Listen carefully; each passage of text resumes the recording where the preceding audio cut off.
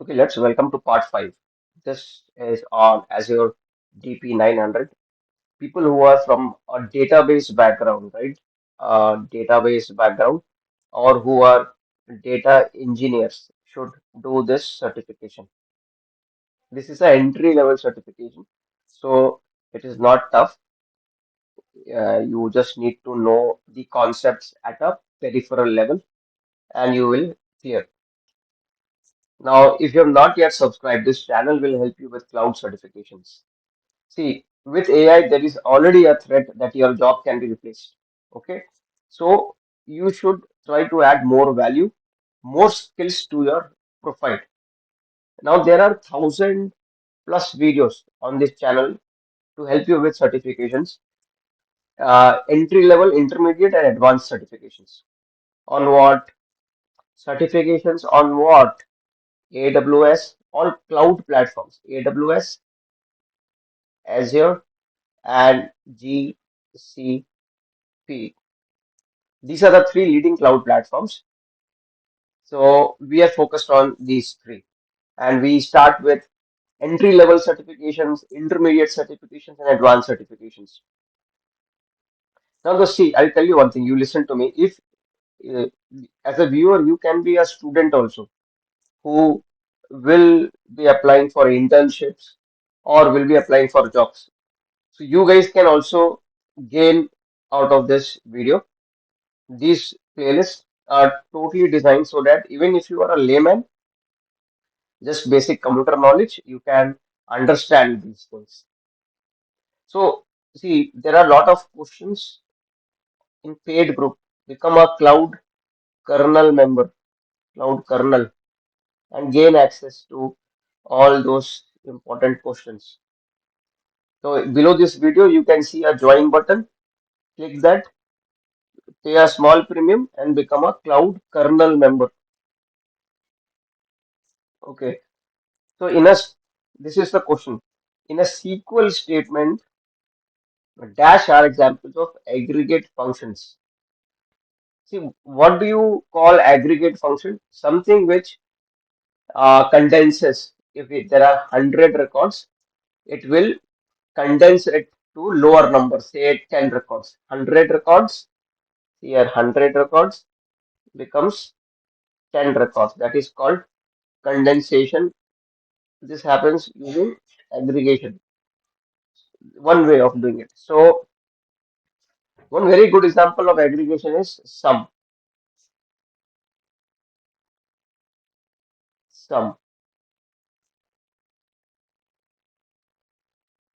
So we want aggregation function.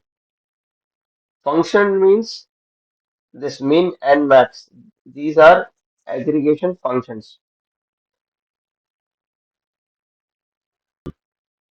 So max will give you the maximum value as the name suggests, and min will give you minimum value. From and where, this if you see from and where, they are filter clauses. They are not aggregate function. They are filter. See, where is a filter clause? From means from which table. So this is wrong. Now group by and order by. See, if we want to use aggregate function, then we should use group by. And order by is used for sorting. You have a set of results. You want to, they say, sort in ascending order, or sort in descending order. You can do that using sort order by command. Now join and merge. Join and merge. This one. See, join, you want to combine two tables, you use join. Merge, if you want to perform insert, update, delete operations on a target table based on the results of a join with a source table, then you use merge. So our final answer is min and max, because in a SQL statement, min and max are examples of aggregate functions. Understood? Now let us look at this next example. See, there is a job, and what is the job doing? Every day sales data comes, it processes it. So, is this batch load? Is this an example of batch workload? See, this is batch because you are processing it once daily. If you are processing it as soon as the data comes, as soon as the sales data comes, for example, we get you are supposed Reliance Fresh shop. There is one sale happened. There, somebody bought uh, 2 kgs of potato. Okay, 2 kgs of potato. That is one transaction. So immediately that will be loaded. That is called real time workload. This is not real time. So in real time, what happens? Every time a transaction comes, it will get loaded. So in 24 hours, there can be 10,000 transactions. 10,000 customers bought from Reliance Fresh overall different stores. So the real time integration will happen 10,000 times. In this case, this is what they are doing is they are accumulating the data and they are processing it once. So this is definitely a batch workload. Now the second one says if there is a job that calculates rolling average temperature reading, is this an example of streaming workload? See, temperature reading is being taken every time. So at 10 a.m. the temperature is 32 degrees Celsius. It happens in office. In my office, one guy comes and they take the room temperature of the each floor every 1 hour to see the cooling is optimum or not, or do they need to increase the cooling if it is too hot. So every 1 hour, this guy will take the temperature and a rolling average will be done of the reading. So this is streaming workload because streaming means what? It is real time. So he takes the measurement after 1 hour, he sends the data immediately. So this is example of streaming workload. This is correct. Now there is a job that calculates average revenue per product for the last month. Is this streaming? So this is not streaming. Streaming is like some sensor data coming every 5 seconds. Or the previous example, the average temperature data getting read every 1 hour, suppose. So that is streaming. This is not streaming. This they are saying I will calculate revenue per product for last month. That means they don't need it immediately. The last month's data they are doing the calculation now. So they can store it in the database and then perform the calculation. This is not streaming. This is no. So we have given the descriptions. If you want more clarity, you can read it in your leisure for each, like whatever I explained now, we have written in words also. Same here also. We have written in words also. Now this would be our final answer. Yes, yes, and no. Boss, did you subscribe? Did you subscribe yet? Please do it, man. We are working so hard so that you guys can clear cloud certifications. See, in a relational database, each row in a table has what? In a relational database.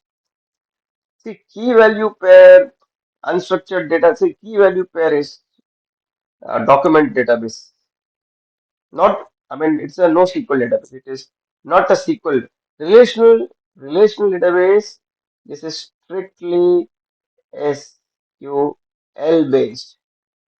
Okay. So each row cannot have different set of columns. No SQL database can have different set of columns. In SQL database or relational database, it is always same set of columns. This is the right answer. Same set of columns. So why the relational databases they enforce strict schema, so they don't have flexible schema. No SQL databases they have flexible schema. SQL-based databases, listen to me, SQL-based databases, they have strict schema adherence. That means if you have 10 fields defined, the insert statement, you should pass all 10 fields. Okay, you cannot pass 11 fields for one row, 15 fields for second row, 5 fields for third row. No. But in NoSQL, you can do that. Okay, so this is our answer. But let us look at other options. Different set of columns, like I explained. This is a property of this is a property of NoSQL database. Key value pair. This is again NoSQL database. Unstructured data. You see, relational databases is only about storing structured data. Unstructured data. What is the example of unstructured data? But what is the example of unstructured data? It can be image file, audio file. That unstructured data is typically stored in other types of database or file systems, not in relational databases. This is our final answer. The same set of columns is our final answer. So now we are at the next question here. You are normalizing. So what we are telling here is, in this case, please become a Cloud Guru member, and you subscribe to this Cloud Guru channel. Okay, which will help you with certifications. So at this channel, Cloud Guru, we are discussing this question now. Normalizing a database increases throughput of writing transactions. The answer is no. Normalization decreases write throughput. Why? Because normalization breaks data into smaller tables. That means you have to do more write. It is not less write. You have to do more write in so many different tables. So more write operations. It is not. So database increases the throughput of write transactions. No, it decreases the throughput. Now analytical systems are more normalized than transactional systems. This is wrong. The transactional system is what? OLTP based systems. Analytical systems means OLAP based systems. If you want to create reports, Power BI reports, Tableau reports, what will you do? It is example of OLAP. If you have a front end like a SAP FICO screen on top of OLTP databases, that is a transactional database. Amazon.com, that is hitting a transactional database. It is not hitting a OLAP database. Okay. See, OLAP means analytical. Okay. It is denormalized like a star schema or snowflake schema so that we can fire BI reports easily. It helps in reading large and processing large amount of data for faster query performance. So the answer is normalizing a database results in queries that require more joins. See, normalization breaks the data into multiple tables. So you need to join these tables in a SQL operation. So our answer in this case is no, no, and yes. Analytical systems are more normalized. No, they are not more normalized than transactional systems. Analytical systems are denormalized. Normalizing a database results in queries that require more join. Yes. See, instead of in OLAP, what happens?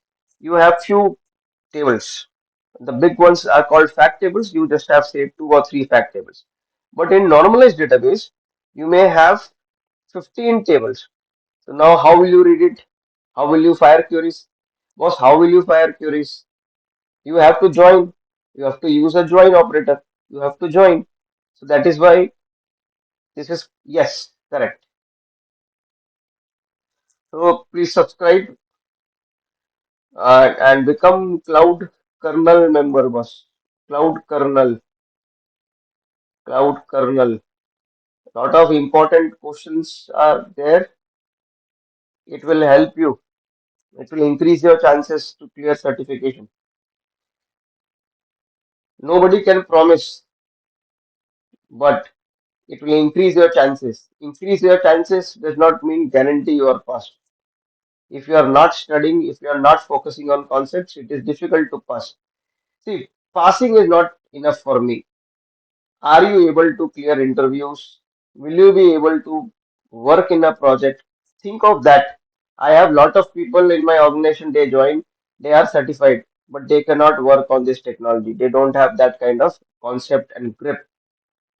So become a cloud kernel member. There are a lot of content in the members area, and you can definitely subscribe to this channel. So who should do this certification? Like I told, data engineers and database guys or database administrators, DBA. They should definitely do it. This is an entry level certification, but it will definitely help you set a base how database stuff works in the Azure world. So see you in the next part.